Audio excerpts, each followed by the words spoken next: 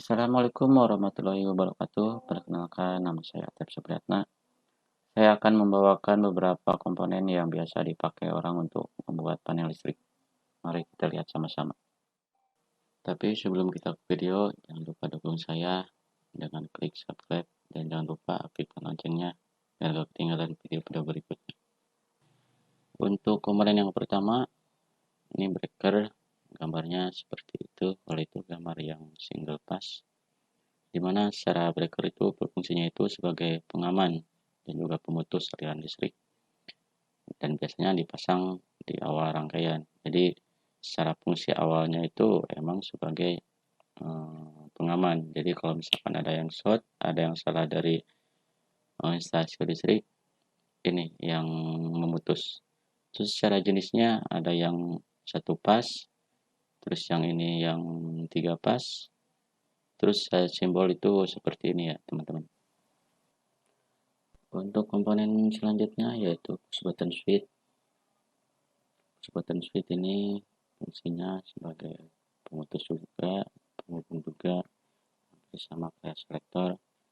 Dan jenisnya pun hampir sama, ada normally open, ada normally close, tapi sedikit berbeda pada simbol. Terus bedanya untuk selector switch dan push button.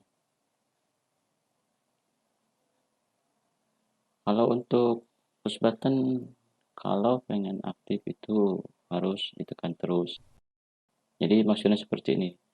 Untuk selector switch, kalau misalkan diputar dari normally open menjadi normally close.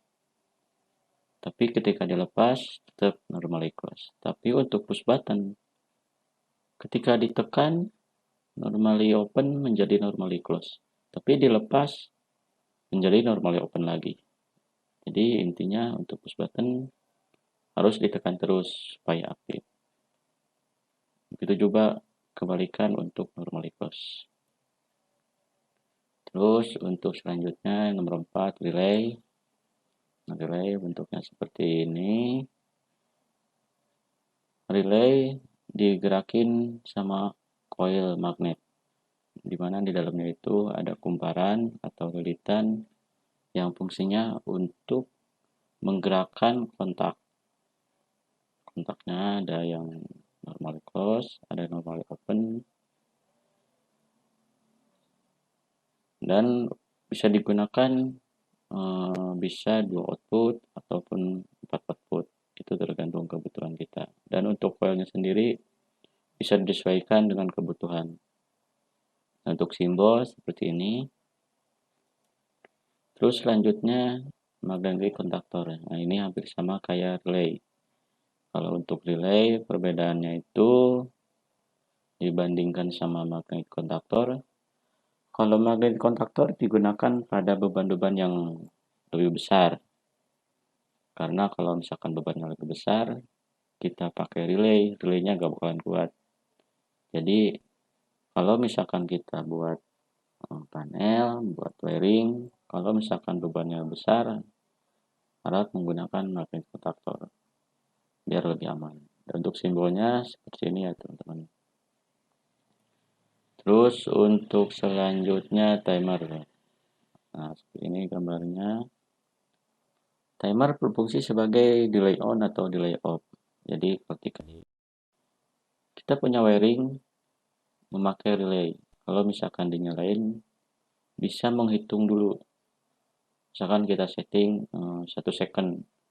Dalam jeda 1 second itu tidak bisa nyala dulu, tapi setelah settingannya sesuai baru bisa nyala. Itu delay on namanya.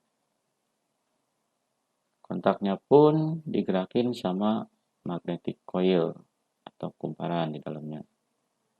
Hampir sama kayak relay, sama kayak magnetic kontaktor. Dan untuk simbol seperti ini. Dan itulah teman-teman beberapa komponen yang bisa saya sampaikan.